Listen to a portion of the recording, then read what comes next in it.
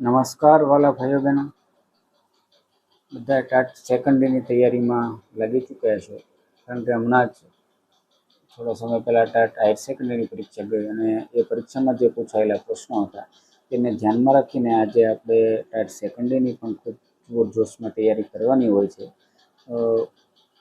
તમે સમજી શકો કે 15 માર્કના જે પ્રશ્નો પૂછાય છે એક વાક્યના, એને પણ ખાસ મહત્ત્વ આપણે આપવું જોઈએ. કારણ કે એ ખોટો પડે તો આખું માર્ક છે આપણો જાય છે. મોટા પ્રશ્નોમાં તો આપણે થોડા ઘણા મળી શકે, પણ આમાંથી જે આખો માર્ક છે આપણો ન જાય એ માટે અગાઉના વિડીયોમાં આપણે પાઠ એટલે કે કાવ્ય 1થી લઈ અને 10 સુધીના એક વાક્યના પ્રશ્નોની ચર્ચા કરી લીધેલી છે. જો તમે વિડીયો ન જોયો તો તમે ચેનલમાં મૂકેલો છે, જોઈ લેજો. આજે આપણે વિડીયોમાં પાઠ નંબર 11થી લઈને જેટલા છે પાછળ એ બધા 24 સુધીના બધાની ચર્ચા છે કરવાની છે. આ ઉપરાંત પરીક્ષાની દ્રષ્ટિએ જરૂરી એવા વિષય વસ્તુ અને પદ્ધતિનો જો તમારે PDF જોતી હોય તો પણ છે તમને મળી રહેશે. એ માટે તમારે એક નાની એવી પ્રોસેસ એ કરવી પડશે, જે આ પ્રમાણે છે. તમે આ જોઈ શકો કે ટાટ સેકન્ડની હિન્દી મુખ્ય પરીક્ષા માટે ધોરણ 9, 10 અને હિન્દી પદ્ધતિશાસ્ત્ર આ ત્રણેય ભેગી થઈ અને 299 રૂપિયાની બેસ્ટ ઓફર છે ચાલી રહી છે. અહીં આપેલો જે વોટ્સએપ નંબર છે એની પર એટલે કે 99 60 99 56 ઉપર તમે કોન્ટેક્ટ કરશો તો તમને PDF છે મળી રહેશે. એની એક નજીવી ફી છે એ તમારે પે કરી અને આ PDF છે લઈ શકશો. હવે વધારે સમય નહીં લેતા જોઈએ આપણે પાઠ 11થી આ 1-2 વાક્યના જે પ્રશ્નો છે તેની ચર્ચા. ચેપ્ટર 11માંથી શરૂ કરીએ. એમાં પહેલાં છે एक यात्रा यह भी. पहला प्रश्न, लेखक को ग्वालियर क्यों जाना पड़ा? तो लेखक को एक डॉक्टर से मिलने के लिए ग्वालियर जाना पड़ा। लेखक के कहने पर ऑटो वाला उनका इंतजार क्यों करने लगा? तो लेखक ने न कहने पर भी ऑटो वाला उनका इंतजार कर रहा था, क्योंकि वह उन्हें होटल तक पहुंचाना चाहता था। तीजो प्रश्न है, लड़की ने मोहन से धिधियाते हुए क्या कहा? तो लड़की ने धिधियाते हुए मोहन से कहा कि मुझे बचा लो। मोहन लड़की से विवाह करने को क्यों तैयार हो गया? लड़की सुंदर और परिचित थी, शादी न करे तो उसकी जिंदगी खतरे में पड़ने की संभावना थी, इसलिए मोहन इसके विवाह करने के लिए तैयार हो गया। थानेदार की क्या विशेषता थी? तो थानेदार की यह विशेषता थी कि वह कवि भी था और उसकी कविताएं मानवीय संवेदना से भरी होती थी। छठा प्रश्न, मोहन ने ज़्यादा पैसे लेने से क्यों इनकार किया? तो मोहन ने ज़्यादा पैसे लेने से इनकार किया क्योंकि लेखक दंपति से मिला प्रेम उसके लिए पैसे जैसा था। क्या प्रश्न, लेखक को क्यों लगा कि मोहन के साथ कोई अवांछित घटना घटी है? तो बात करते समय मोहन के एकाएक चुप हो जाने से लेखक को लगा कि उसके साथ कोई अवांछित घटना घटी है। 4 पछીનો પ્રશ્ન છે, એટલે કે બીજો પ્રશ્ન છે, मोहन ने लेखक से क्या आग्रह किया? तो मोहन ने लेखक से आग्रह किया कि वे जब भी ग्वालियर आए तब उसे फोन करके अवश्य बुलाए। लेखक ने मसीहा किसे बताया? तो लेखक ने थानेदार को मसीहा बताया। लेखक के मन में कौन बड़ा हो गया? तो लेखक के मन में मोहन बड़ा हो गया। मोहन किसकी तलाश में ग्वालियर आया था? तो मोहन नौकरी की तलाश में ग्वालियर आया था। 12वां चैप्टर, रानी। रानी कौन सी साहित्यिक विद्या है? तो रानी रेखाचित्र साहित्य विद्या है। लेखिका ने रानी के अलावा और कौन कौन से चरित्र लिए? तो माधवी वर्मा ने रानी के अलावा रोजी और निक्की के चरित्र लिए। लड़कों ने स्मृति पत्र में किस अन्य की बात लिखी थी? लड़कों ने स्मृति पत्र में लिखा था कि जैसा अंग्रेज बच्चों के पास छोटा घोड़ा होता है वैसे ही अपने पास नहीं होना वो अन्य की बात है। 13वां चैप्टर से नीति के दोहे। रहीम के अनुसार संपत्ति का क्या महत्व है? तो रहीम के अनुसार संपत्ति का यह महत्व है कि उससे दूसरों का भला किया जा सकता है। छोटों का तिरस्कार क्यों नहीं करना चाहिए? छोटों को तिरस्कार नहीं करना चाहिए क्योंकि जो काम वे करते हैं वो बड़े नहीं कर सकते। सुई का काम कौन नहीं कर सकता? सुई का काम तलवार नहीं कर सकती। उत्तम प्रवृत्ति का क्या लक्षण है? तो उत्तम प्रकृति का यह लक्षण है कि बुराई के बीच रहकर भी वह अपनी अच्छाई नहीं छोड़ती। शीशे क्यों नहीं चाहिए? प्रश्न का कुछ अर्थ नहीं निकलता, अतः इस प्रश्न का उत्तर नहीं दिया गया। मांगने के बारे में रहीम क्या कहते हैं? तो रहीम जी कहते हैं कि मांगना मृत्यु के समान है। કેટલાક વધારાના પ્રશ્ન છે। बिगड़े दूध से क्या नहीं निकलेगा? तो बिगड़े दूध से दही से मक्खन नहीं निकलेगा। रहीम जी किन को मरा हुआ मानते हैं? तो रहीम जी मांगने वालों को और देने से इनकार करने वालों को मरा हुआ मानते हैं। थोड़े दिन की विपत्ति भली क्यों है? तो थोड़े दिन की विपत्ति भली है क्योंकि यह हमारा हित और अहित चाहने वालों की पहचान करा देती है। हितकारी और अहितकारी की पहचान कब होती है? हितकारी और अहितकारी की पहचान विपत्ति के समय ही होती है। सच्चे मित्र अपने मित्र की विपत्ति के समय क्या करते हैं? तो सच्चे मित्र अपने मित्र की विपत्ति के समय उसका साथ देकर उसकी सहायता भी करते हैं। ज्ञानी पुरुष धन संपत्ति का संग्रह क्यों करते हैं? तो ज्ञानी पुरुष धन संपत्ति का संग्रह परोपकार के लिए करते हैं।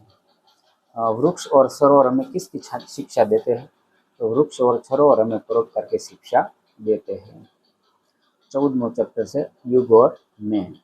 पहला प्रश्न, प्रस्तुत कविता के रचनाकार का नाम बताइए। तो युग और मैं कविता के रचनाकार नरेंद्र शर्मा है।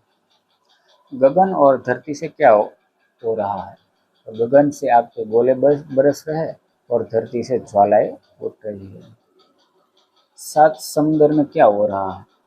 सात समुद्र में हिंसा की आग से पानी खोल रहा है।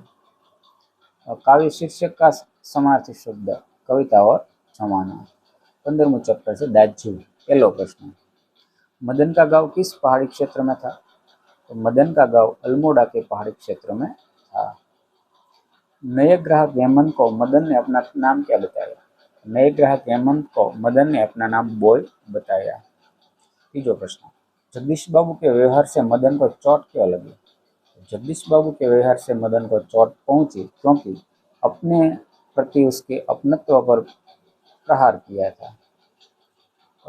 मदन को जगदीश बाबू के रूप में किसकी छाया निकट जान पड़ी? मदन को जगदीश बाबू के रूप में दाजू यानी कि बड़े भाई की छाया निकट जान पड़ी। जगदीश बाबू का अकेलापन कैसे दूर हो गया? तो अपने ही क्षेत्र के कैफे में बॉय मदन के मिल जाने से जगदीश बाबू का अकेलापन दूर हो गया। जगदीश बाबू को क्या अच्छा नहीं लगता था? तो मदन का बार बार दाजू कहकर संबोधित करना जगदीश बाबू को पसंद नहीं था। जगदीश बाबू कैसे संस्कारों से के व्यक्ति थे? तो जगदीश बाबू मध्यम वर्गीय संस्कारों के व्यक्ति थे। अल्मोड़ा के पहाड़ी क्षेत्र में माँ को क्या कहते थे? अल्मोड़ा के पहाड़ी क्षेत्र में माँ को ईजा कहते थे। मदन जगदीश बाबू को क्या कहकर संबोधित करने लगा था? तो मदन जगदीश बाबू को दाजू कहकर संबोधित करने लगा था। दाजू का अर्थ क्या है? तो दाजू का अर्थ बड़ा भाई होता है। मदन को किसका भेद मालूम हो गया? तो मदन को पहाड़ और जिले का भेद मालूम हो गया। मदन के मन की व्यथा कैसे दूर हो गई? तो शिष्यक्रिया भरकर रो लेने से मदन के मन की व्यथा दूर हो गई। त्यारबाद 16वां चैप्टर से भारतीय संस्कृति में गुरु शिष्य संबंध। पहला प्रश्न, प्राचीन काल में भारतीय शिक्षा केंद्र कैसे थे? तो प्राचीन काल में भारतीय शिक्षा केंद्र एक प्रकार के आश्रम अथवा मंदिर जैसे थे। जब रविन्द्रनाथ ठाकुर को नोबेल पुरस्कार मिला तब बंगाली लोग कौन सा राग अलापने लगे? तो जब रविन्द्रनाथ ठाकुर को नोबेल पुरस्कार मिला तब वे बंगाली लोग अमादेर ठाकुर कठोर सबूत राग अलापने लगे। तीसरा प्रश्न, भगवान रामकृष्ण बरसों तक योग्य शिक्षा पाने के लिए क्या करते थे? तो भगवान रामकृष्ण परमहंस योग्य शिष्य पाने के लिए बरसों तक रो रो कर भगवान से प्रार्थना करते थे। भगवान ईसा का कौन सा कथन सदा स्मरणीय है? और भगवान ईसा का यह कथन सदा स्मरणीय है कि मेरे अनुयायी मुझसे कहीं अधिक महान है और उनकी जूतियां धोने लायक योग्यता भी मुझ में नहीं है। गांधी जी किन्हें अच्छे लगते हैं? तो गांधी जी उन्हें अच्छे लगते हैं जिनमें गांधी जी बनने की क्षमता है और जो उनका अनुसरण करना चाहते हैं। प्राचीन काल में गुरु की शिक्षादान क्रिया क्या थी? तो प्राचीन काल में गुरु शिष्य की शिक्षादान क्रिया उनका आध्यात्मिक अनुष्ठान और परमेश्वर प्राप्ति का एक माध्यम था। प्राचीन समय में गुरु को क्या समझा जाता था? तो प्राचीन समय में गुरु को साक्षात परमेश्वर समझा जाता था। आज हमारे समाज में कैसी संस्कृति का बोलबाला है? आज हमारे समाज में व्यवसायिक संस्कृति का बोलबाला है। चौथा प्रश्न, व्यवसायिक संस्कृति की जड़ कहाँ है? उत्तर, व्यवसायिक संस्कृति की जड़ यूरोप में है। शिक्षण कार्य आज किसका साधन बन गया है? शिक्षण कार्य आज पेट पालने का साधन बन गया। भारतवासी मालाएं लेकर किसका स्वागत करने दौड़े? तो भारतवासी मालाएं लेकर स्वामी विवेकानंद का स्वागत करने दौड़े, क्योंकि उन्होंने अमेरिका में अपना नाम कमाया था। भारत के लोगों को अपनी मूल्यवान चीज़ों का मूल्य कब समझ में आता है? तो भारत के लोगों को अपना मूल्यवान चीज़ों का मूल्य तब समझ में आता जब विदेशों में उनकी कदर की जाती। स्वामी विवेकानंद किन्हें अच्छे लगते? तो स्वामी विवेकानंद उन्हें अच्छे लगते जिनमें विवेकानंद बनने की अद्भुत शक्ति निहित है। 9वां प्रश्न, प्रारंभ में किसे महत्वपूर्ण स्थान प्राप्त नहीं हुआ था? तो प्रारंभ में स्वामी विवेकानंद को महत्वपूर्ण स्थान प्राप्त नहीं हुआ था। भारतीय गुरु शिष्य परंपरा का भव्य रूप आज भी कहाँ दिखाई देता है? तो भारतीय शिष्य परंपरा का भव्य रूप आज भी साधुओं, पहलवानों और संगीतकारों में दिखाई देता है। 17वें चैप्टर से तुलसी के पद। तुलसीदास के मत से कौन पतित पावन है? तुलसीदास जी के मत से उनके स्वामी श्री राम पतित पावन है। भगवान को अति दिन कैसे लगते हैं? तो भगवान को अति दिन प्रिय लगते हैं। भगवान ने हट करके किनका उद्धार किया? तो भगवान ने हट करके पक्षी, मृग, व्याध, पाषाण, वृक्ष और यवन का उद्धार किया। माया के प्रति विवश होकर कौन कौन सोचते हैं? तो देवता, राक्षस, मुनि, नाग, मनुष्य ये सब माया के प्रति विवश होकर सोचते हैं।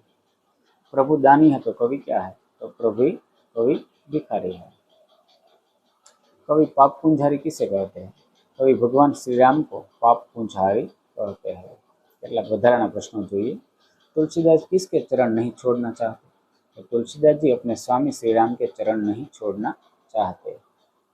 दयालु और दानी भगवान के सामने तुलसीदास अपने आप को क्या मानते हैं? तो दयालु और दानी भगवान के सामने तुलसीदास अपने आप को दीन और भिखारी मानते हैं। अगर तुलसीदास प्रसिद्ध पात की है तो श्री राम कौन है? अगर तुलसीदास प्रसिद्ध पात की है तो श्री राम पापों के समूह को नाश करने वाले हैं। यदि राम ब्रह्म है तो तुलसीदास कौन है?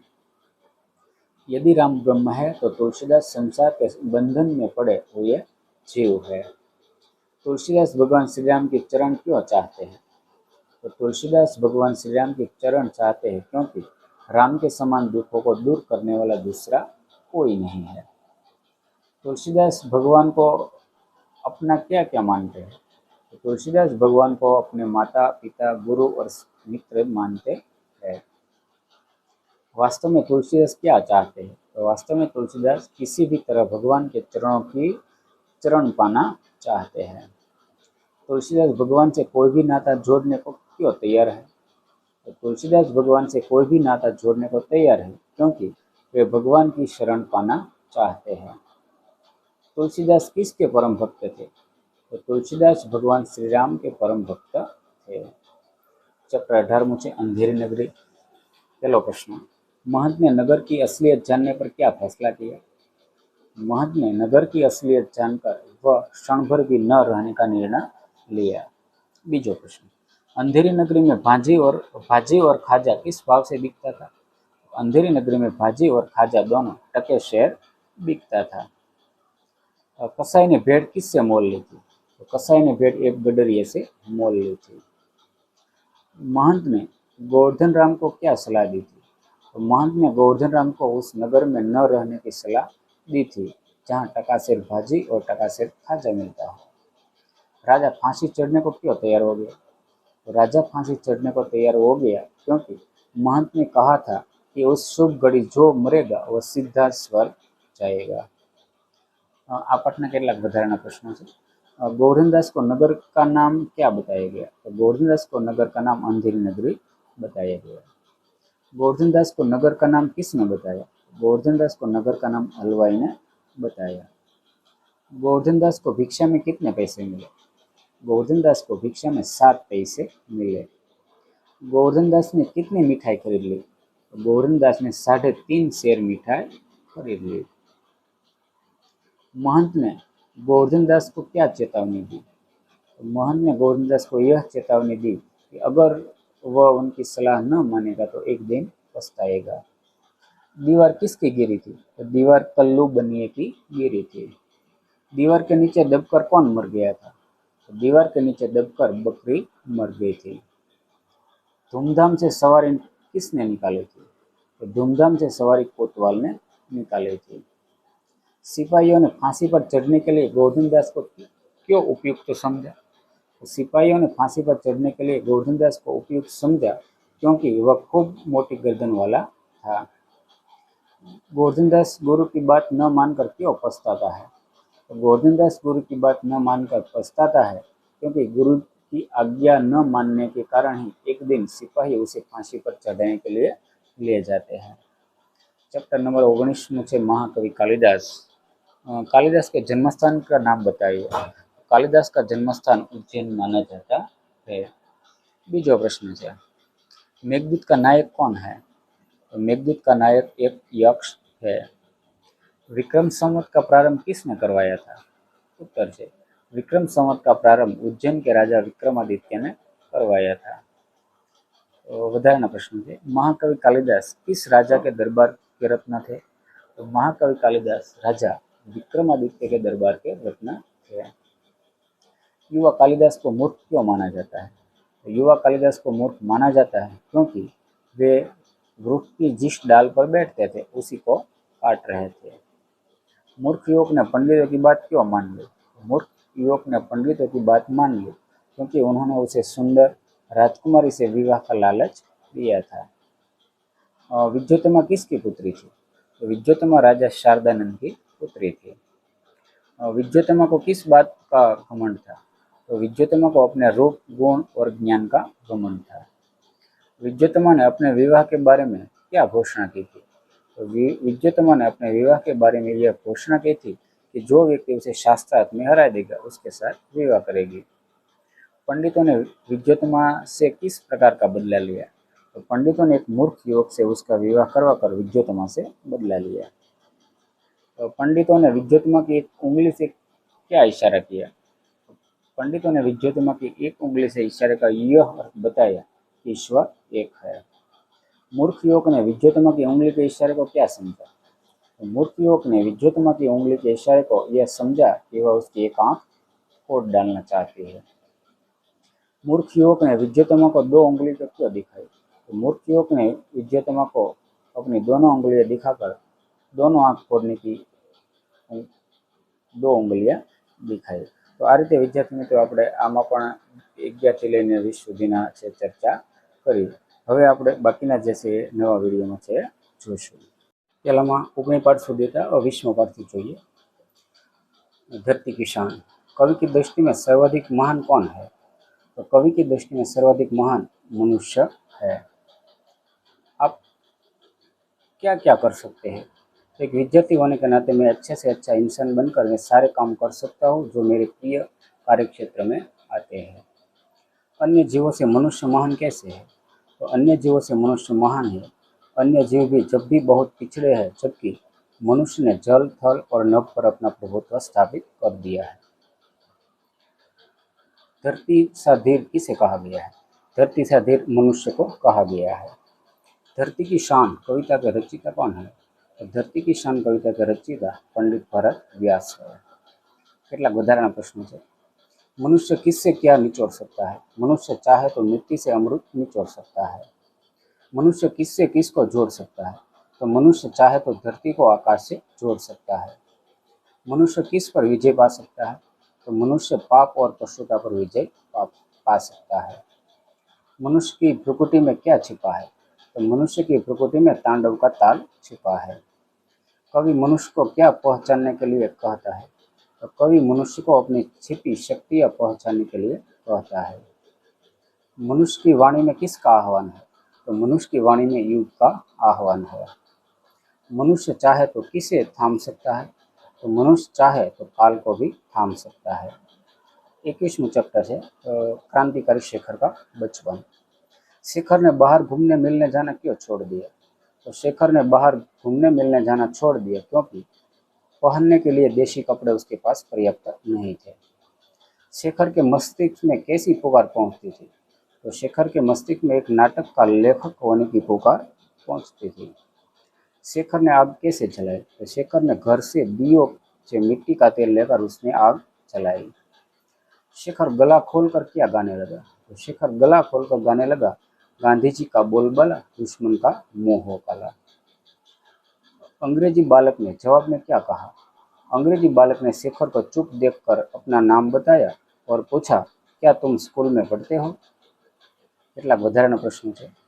शेखर किस लहर में बह गया? शेखर असहयोग आंदोलन की लहर में बह गया। शेखर ने बचपन में कौन सा नाटक देखा था? तो शेखर ने बचपन में सत्यवादी हरिश्चंद्र नाटक देखा था। और शेखर ने आग में क्या जलाया? तो शेखर ने आग में घर के सभी विदेशी कपड़ों जला दिए। शेखर को किसे माँ कहना स्वीकार न था? अंग्रेजी जैसी विदेशी भाषा को माँ कहना शेखर को स्वीकार न था। शेखर के नाटक के अंतिम दृश्य में क्या दिखाया गया था? तो शेखर के नाटक के अंतिम दृश्य में स्वाधीन और बाधाहीन भारत दिखाया गया था। शेखर की कौन सी बात उसके पिता को बुरी लगी? शेखर ने अंग्रेजी बालक के किसी भी प्रश्न का उत्तर नहीं दिया, यह बात उसके पिता को बुरी लगी। और पिता ने शेखर के कानों में कान क्यों पकड़े? तो पिता ने शेखर के कान पकड़े क्योंकि अंग्रेजी बालक के प्रश्नों के उत्तर न देकर शेखर बिल्कुल चुपचाप खड़ा था। 22वां चैप्टर है, बार बार कौन गरजता है? तो बार बार समुद्र गरजता है। प्रकृति के तत्व क्या पूछ रहे हैं? तो प्रकृति के तत्व पूछ रहे हैं कि वीरों का वसन कैसा होना चाहिए। बधु वसुधा में क्या परिवर्तन आया? तो वसुधा रूपी बधु का अंग पुलकित हुआ है। कवित्री कुरुक्षेत्र से क्या चाहते हैं? तो कवि कुरुक्षेत्र से कहते हैं कि तुम जाकर देशवासियों को अपने अनुभवों के बारे में बताओ। कवित्री की कलम की क्या विशेषता है? कवि की कलम की यह विशेषता है कि वीरों का वसन कैसा हो यह कुछ खुलकर लिखने की उसे सूचना यानी कि अनुमति नहीं है। आमा पण કેટલાક વધારાના પ્રશ્નો છે। वीरों का कैसा हो वसन कविता की कवित्री का नाम दीजिए। तो इसकी कवित्री का नाम है सुभद्रा कुमारी चौहान। हल्दी घाटी और सिंहगढ़ किन के ज्वलन स्मृतियों को जागृत करते हैं? तो हल्दी घाटी और सिंहगढ़ महाराणा प्रताप और तानाजी मालसुरे की ज्वलन स्मृतियों को जागृत करते हैं। 23वां चैप्टर से जब मैंने पहली पुस्तक खरीदी। लेखक को बचपन से क्या शौक था? तो लेखक को बचपन से पाठ्यक्रम से बाहरी की पत्रिकाएं पुस्तकें यादी पढ़ने का शौक था। लेखक के पिता कहाँ के प्रधान थे? तो लेखक के पिता रानी मंडी स्थित आर्य समाज संस्था के प्रधान थे। लेखक की प्रिय पुस्तक कौन सी थी? लेखक की प्रिय पुस्तक स्वामी दयानंद सरस्वती की जीवनी सत्यार्थ प्रकाश थी। लेखक कौन सी फिल्म देखने गए? तो माँ ने फिल्म देखने के लिए 2 रुपये दिए थे, लेकिन लेखक ने देवदास नाम की पुस्तक खरीद ली और फिल्म नहीं देखी। लेखक की माँ की आंखों में आंसू क्यों आ गए? कल्पना न होने पर भी भारती जी 5वीं कक्षा में फर्स्ट आए तो मारे खुशी की माँ की आंखों में आंसू आ गए। 24वां चैप्टर से कबीर के दोहे। मृग कस्तूरी को कहाँ ढूंढता है? तो मृग कस्तूरी को वन में इधर उधर ढूंढता है। हमारा जन्म कृतार्थ करने के लिए किसकी सेवा करनी चाहिए? तो हमारा जन्म कृतार्थ करने के लिए हमें संतों की सेवा करनी चाहिए। भवसागर तरने के लिए कौन कौन से 5 तत्व हैं? भवसागर तरने के लिए ये 5 तत्व है, साधु का मिलना, हरिभजन, दया की भावना, नम्रता और परोपकार। कस्तूरी कहाँ रहती है? तो कस्तूरी मृग की अपनी नाभि में ही रहती है। सबसे श्रेष्ठ धन कौन सा है? तो संतोष ही सबसे श्रेष्ठ धन है। तो आ रीते विद्यार्थी मित्रों આપણે 11 થી લઈને 24 સુધીના જે કંઈ હતા એ આ વિડીયોની અંદર જોયા। જો તમને વિડીયો સારો લાગે તો લાઇક શેર કરજો અને આવા જ વિડીયો જોવા માટે મારી સાથે જોડાયેલા રહેજો।